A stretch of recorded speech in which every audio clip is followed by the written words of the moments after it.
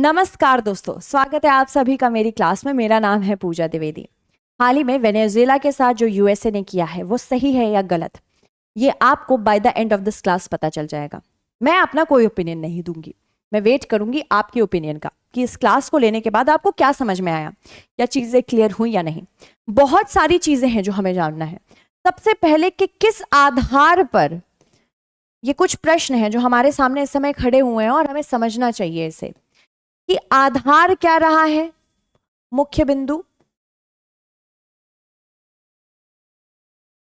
America ने क्यों किया ये वेनेजुएला के साथ, आधार क्या था, बेस क्या है इस चीज का। दूसरा, आरोप क्या क्या लगाए हैं निकोलस मादुरो पर। इसी में हम निकोलस मादुरो के बारे में भी जानेंगे। विश्व के सबसे अधिक तेल भंडार के परिणाम स्वरूप क्या इसे ये भुगतना पड़ रहा है। इसके पास विश्व के सबसे अधिक तेल भंडार हैं। क्या इस वजह से वेनेजुएला का पतन डोनाल्ड ट्रंप की सरकार करने पे तुली है। वेनेजुएला की हालिया स्थिति क्या है और फ्यूचर क्या है। क्या अमेरिका ही इस पर राज करेगा और आगे की राह क्या है। ये सारी चीजें हम प्रमुख रूप से देखेंगे। इसमें आपके सब टॉपिक्स भी रहेंगे, जैसे कि आधार क्या है, आरोप क्या है, और कौन से ऑपरेशन, क्या ऑपरेशन का नाम है जिसके अंतर्गत ये कार्य किया गया। वेनेजुएला को एयर स्ट्राइक्स झेलनी पड़ी, वेनेजुएला को इन्वेजन झेलना पड़ा। इसके अलावा आरोप निकोलस मादुरो पे क्या क्या लगाए गए हैं। विश्व के सबसे अधिक तेल भंडार होने के परिणाम स्वरूप ही क्या वेनेजुएला को ये एक भुगतान देना पड़ रहा है। अमेरिका की जो ग्रीडी या फिर लालची नजरें हैं इसके ऊपर इस वजह से पड़ी हैं क्या। हालिया स्थिति क्या है और आगे की राह क्या है वेनेजुएला के लिए, ये सारी चीजें हम देखेंगे। तो आपने 1 जनवरी को डोनाल्ड ट्रंप को कहते हुए देखा होगा कि my new year resolution is peace on the world, यानी कि नए साल का जो मैं रेजोल्यूशन ले रहा हूं वो ये है कि पूरे विश्व में शांति होनी चाहिए। और 3 जनवरी को ही इन्होंने वेनेजुएला के कैराकास, जो इसकी राजधानी है, और अन्य क्षेत्रों में लगातार स्ट्राइक्स की, जिसके परिणाम स्वरूप वहां के कई सारे नागरिक भी मारे गए हैं और मिलिट्री ऑफिशियल्स भी मारे गए हैं, ताकि वो निकोलस मादुरो को वहां से ले जा सके, निकोलस मादुरो की सरकार का तख्ता पलट कर सके। आखिरकार ऐसा क्यों किया डोनाल्ड ट्रंप ने, वो तो हम जरूर जानेंगे, पर सबसे पहले जानते हैं कि एग्जैक्टली हुआ क्या। तो 3 तारीख को तड़के सुबह अचानक से बॉम्ब ब्लास्ट सुनने को आए लोगों को। उन्होंने देखा कि कैराकास पे लगातार बहुत लो लेवल पर प्लेन्स उड़ रहे हैं, मतलब एयर स्ट्राइक हो रही थी। ये जो इम्पॉर्टेंट चीज़ यहाँ पे हमें सबसे ज़्यादा ज़रूरी है जाननी एग्जाम के परिदृश्य से, वो ये है कि इस ऑपरेशन का नाम क्या था। इस ऑपरेशन का नाम था ऑपरेशन एब्सोल्यूट रिजॉल्व। और एब्सोल्यूट रिजॉल्व में डेल्टा इकाई है। एक डेल्टा इकाई वही इकाई है जिसने अबू बकर अल बगदादी को मारा था 2019 में, और डेल्टा इकाई ने ही ये पूरा कार्य किया था। हालांकि अगर आप लोगों को लग रहा है कि वेनेजुएला के ऊपर जो ये हमला यूएसए की तरफ से हुआ है ये अचानक से था, तो ऐसा बिल्कुल भी नहीं है। क्यों, मैं आपको बताती हूँ। आप इस मैप को देखें, वेनेजुएला को देखें पहले यहाँ पे। तो वेनेजुएला स्पेसिफिकली, अगर मैं वेनेजुएला की बात करूं, वेनेजुएला आज नहीं, 1970 के दशक में बहुत अमीर कंट्री थी। ऐसी कंट्री थी जिसको हम one of the most rich countries मानते थे। तो वेनेजुएला के काराकास में, जो इसकी राजधानी है, इसके आसपास वेलेंसिया, माराकाएबो, ये लेक माराकाएबो भी है, माराकाएबो, एल लिबरेटडोर, इन सारी जगहों पे हवाई हमले शुरू हुए। उससे पहले भी वेनेजुएला के उत्तर में कैरिबियन सागर है। कैरिबियन सागर में बहुत सारे शिप्स, मुख्य रूप से ऑयल शिप्स को सरकार, डोनाल्ड ट्रंप की सरकार जब्त करते चली जा रही थी। माना जा रहा है कि 2025 में जब से डोनाल्ड ट्रंप की सरकार आई है, तब से वेनेजुएलन शिप्स के ऊपर लगातार अटैक बढ़ते चले जा रहे थे। और इस बार ये बहुत अलग था, क्योंकि पहले तो डोनाल्ड ट्रंप की सरकार, पहले तो अमेरिका, डोनाल्ड ट्रंप की सरकार ने पहले तो अमेरिका कम से कम जो आरोप लगाती थी उसके लिए अरेस्ट करती थी।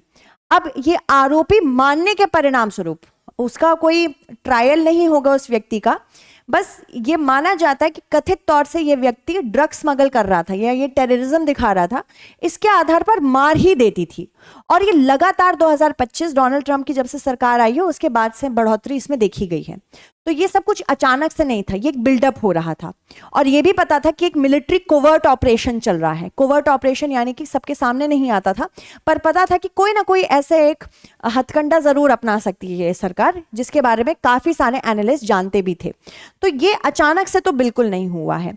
वेनेजुएला के ऊपर 2 आरोप लगाए गए हैं जो आधार मैं आपको बता रही हूं, वो पहले समझने की कोशिश करिएगा। निकोलस मादुरो की सरकार 2013 से बनी है, ठीक है, और वेनेजुएला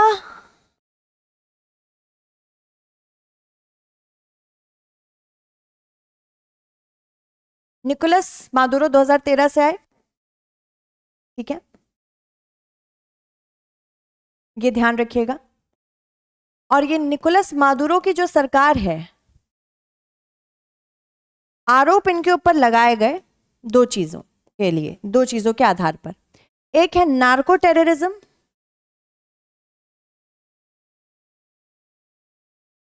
और दूसरा है प्रवासन। नार्को टेररिज्म का मतलब है कि कुछ ऐसे संगठन थे वेनेजुएला में जो लगातार कैरेबियन सागर से ड्रग्स की स्मगलिंग कर रहे थे यूएसए के अंतर्गत, ओपियोइड, फेंटेनिल आदि। निकोलस मादुरो के इन्वॉल्वमेंट को डायरेक्टली कभी भी डोनाल्ड ट्रंप की सरकार जस्टिफाई नहीं कर पाई। बस आरोप लगाए गए कि जो संगठन थे उन संगठनों का संरक्षण निकोलस मादुरो कर रहे थे। इसके अलावा 2000 अभी कुछ दशकों में हमने देखा है कि लगभग 8 मिलियन लोग वेनेजुएला से गरीबी के परिणाम स्वरूप प्रवासन करके अमेरिका पहुंचे हैं। तो इन दोनों आधार पर ये मुख्य आरोप लगाए गए थे। निकोलस मादुरो की सरकार से डोनाल्ड ट्रंप की सरकार ने बहुत बार बात करने की कोशिश की, ऐसा कथित तौर पे कहते हैं, पर निकोलस मादुरो सुनने के लिए तैयार नहीं थे और वो कुछ एक्टिवली कर नहीं रहे थे। इसी के आधार पर ये करना चाहते हैं। हालांकि निकोलस मादुरो का कहना है कि असल में तेल भंडार एक बहुत बड़ा आधार है, और क्योंकि निकोलस मादुरो यूएसए का इन्वेस्टमेंट नहीं ले रहे थे तेल भंडारों में, इस वजह से इनकी सत्ता को पलटने की कोशिश करेगी सरकार। ये 2 पहलू हैं, एक ही सिक्के के 2 पहलू हैं, ठीक है। तो अब निकोलस मादुरो कहाँ है? इनको ले जाया गया है यूएसए और वहां पे इनको इनके आरोपों के लिए ट्रायल दिया जाएगा। इनके ऊपर जो आरोप लगाए गए हैं वो तो मैंने आपको बता दिए हैं, फिर भी कुछ देख सकते हैं, जैसे कि जो आरोप लगाए गए हैं साफ तौर पे क्या क्या है। पहला प्रवास, दूसरा ड्रग तस्करी करते थे, मतलब ड्रग तस्करी में संरक्षण देते थे। 2 गुट थे ड्रग्स बेचने वाले, एक ट्रेन दे अरागुआ और एक कार्टेल दी लॉस सैलोस। तो ट्रंप ने निम्न समूहों को आतंकवादी संगठन भी घोषित किया था और मानना था ट्रंप सरकार का कि कार्टेल दे लॉस सोलेस, इसका संरक्षण साफ तौर से निकोलस मादुरो कर रहे हैं। निकोलस मादुरो से पहले ये ह्यूगो चावेज के, मतलब ह्यूगो चावेज से भी अमेरिका का संबंध अच्छा नहीं था। ह्यूगो चावेज के राजनीतिक उत्तराधिकारी के रूप में निकोलस मादुरो को देखा जाता है, ठीक है। तो इन दोनों आधार पर इनको ट्रायल दिया जाएगा, ये आपको पता होना चाहिए। तो मुख्य रूप से यही आरोप लगाए गए हैं। दूसरी चीज अगर हम बात करें कि प्रकृति क्या थी जो मिलिट्री ऑपरेशन हुआ है, क्या ये वॉर था? मार्को रूबियो का कहना है कि अमेरिका वेनेजुएला के साथ किसी प्रकार के वॉर में नहीं है। मतलब अगर आप सोचें कि ये युद्ध की स्थिति बनी है तो ऐसा कुछ भी नहीं है। USA is not at war with Venezuela. Maduro को न्यूयॉर्क कोर्ट ले जाया जाएगा, ऐसा उनका कहना है, ठीक है। आज ही वो अपीयर होने वाले हैं। तो अगर हम इंपॉर्टेंटली देखें तो वॉर नहीं है, पर ये एक इन्वेजन माना जा रहा है कि ये सरकार सही नहीं लग रही है अमेरिका को, अमेरिका के लिए थ्रेट है।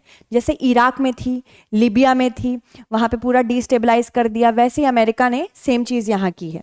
इसके अलावा अगर हम बात करें एग्जैक्टली तेल का क्या इशू है वो भी हम देखेंगे। मैंने आपको बता दिया कि 2 कार्टेल्स के ऊपर इनकी नजर थी। सैन्य अभियान का नेचर क्या था? सैन्य प्रतिष्ठानों के पास धमाके किए गए, व्यापक स्तर पर बिजली कटौती की गई और ट्रेसर फायर एवं धुएं का इस्तेमाल किया गया। और वेनेजुएला ने इसी वजह से इसको बाहरी अशांति, एक्सटर्नल अग्रेशन का सोर्स दिया और स्टेट ऑफ इमरजेंसी डिक्लेयर कर दी गई है। ठीक है, तो ये एग्जैक्टली आरोप थे और ये सैन जो अभी हाल ही में ऑपरेशन हुआ है उसकी प्रकृति थी।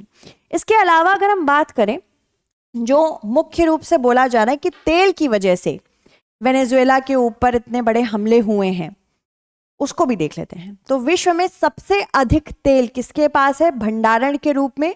ये वेनेजुएला के पास है। दूसरे नंबर पे सऊदी अरब है, तीसरे नंबर पे ईरान है और चौथे नंबर पर इराक है। इराक की स्थिति क्या है हमें पता है। ईरान की स्थिति यूएसए बिल्कुल इराक जैसी करना चाह रहा है और वेनेजुएला की स्थिति ऑलमोस्ट वो कर रहा है।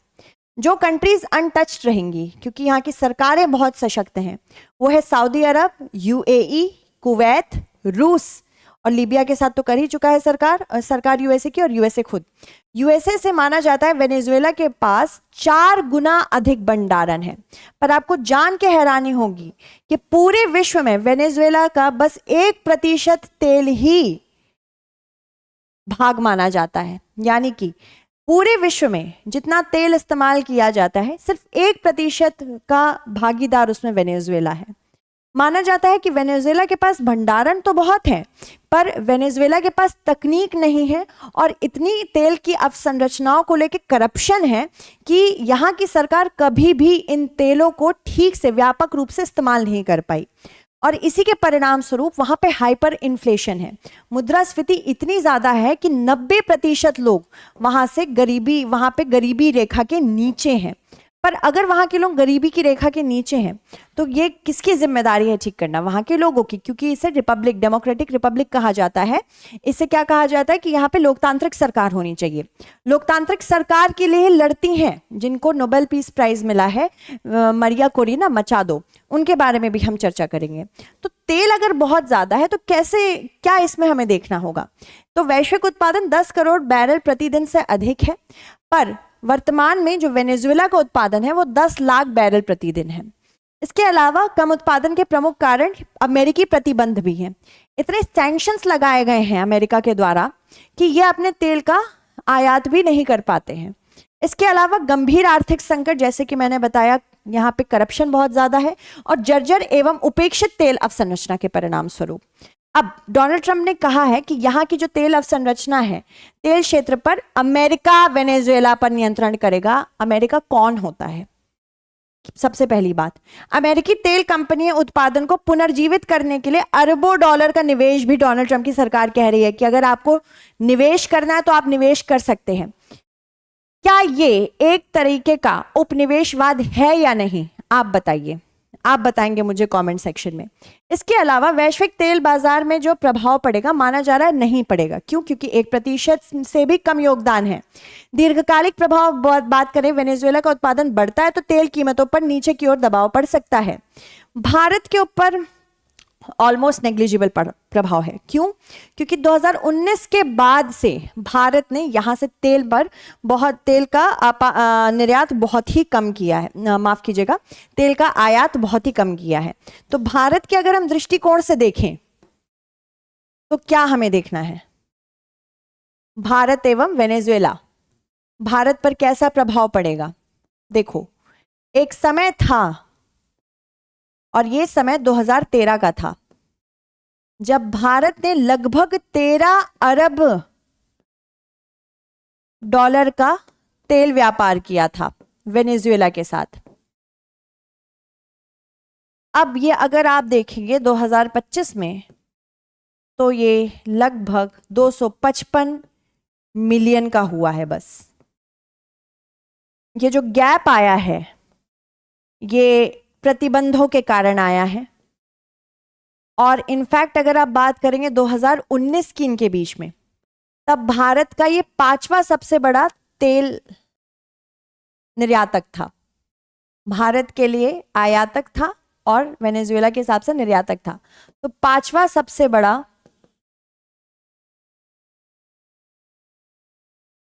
तेल आयातक था भारत के लिए। तो भारत के ऊपर बहुत ज्यादा प्रभाव नहीं पड़ेगा। ठीक है, भारत के मिनिस्ट्री ऑफ एक्सटर्नल अफेयर्स ने भले ही कहा है कि यहाँ के नागरिकों के लिए वो चिंतित है। अब दिक्कत क्या है, जहां पे भी ऐसा पावर वैक्यूम आ जाता है, यानी कि सत्ता शून्य आ जाती है, वहां पे चरमपंथ उठता है और हम नहीं चाहते कि एक एक करके हर देश में चरमपंथी बने, क्योंकि वो टेररिज्म को बढ़ावा देते हैं। इसके अलावा अगर हम बात करें किस प्रकार से इस समय यहाँ की सरकार चल रही है, ये वाइस प्रेसिडेंट हैं, ठीक है, वेनेजुएला की, ये संभाल रही हैं। डोनाल्ड ट्रंप ने हाल ही में दावा किया है कि सुरक्षित और उचित परिवर्तन काल तक अमेरिका का रूल वहां चलेगा। यह स्पष्ट अभी तक नहीं किया गया है कि किस प्रकार से किसके द्वारा शासन किया जाएगा। ट्रंप ने शासन व्यवस्था को सामूहिक प्रयास बताया है, यानी कि सबका सामूहिक प्रयास रहेगा तभी हो पाएगा।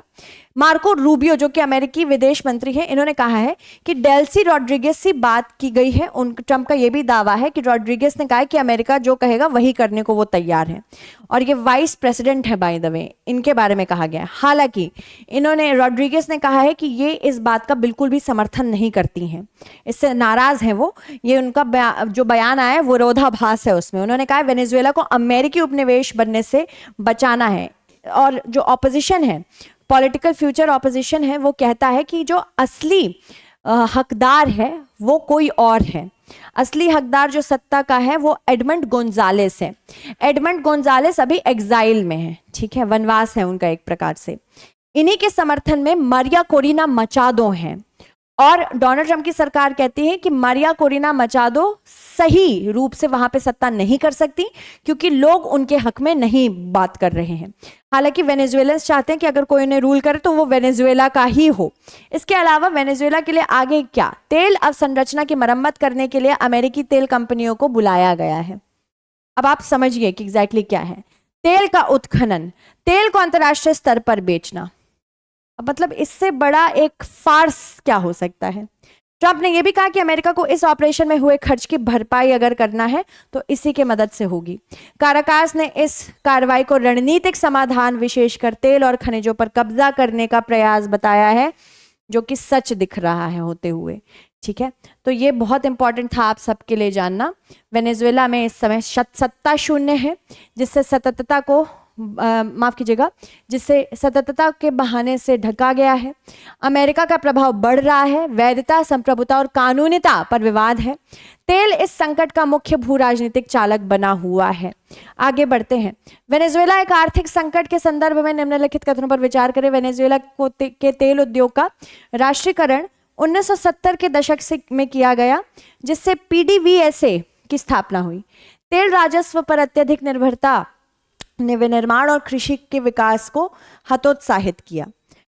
अमेरिकी प्रतिबंध ही वेनेजुएला की अति मुद्रास्फीति और आर्थिक पतन का एकमात्र कारण थे। निवेश और तकनीकी उन्नयन की कमी ने बड़े भंडार होने के बावजूद वेनेजुएला की तेल उत्पादन क्षमता को घटाया है। तो आपको बताना है इनमें से कौन सा करेक्ट आंसर है। आई होप आपको आज की क्लास अच्छी लगी हो, समझ में आया कि एग्जैक्टली क्या है माजरा। तब तक के लिए thank you so much, bye bye, take care.